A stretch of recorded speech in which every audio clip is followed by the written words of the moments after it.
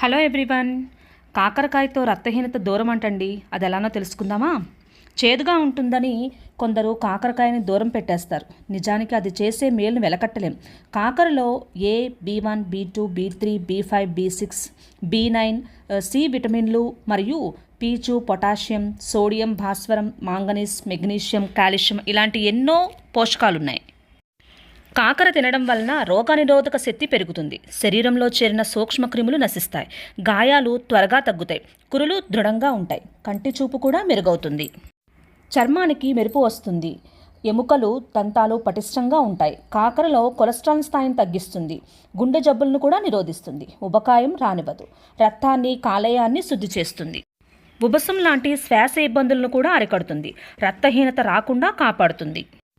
ఈ విధంగా ఎంతో మేలు చేసే కాకరకాయని మన ఆహారంలో భాగంగా చేసుకుందాం.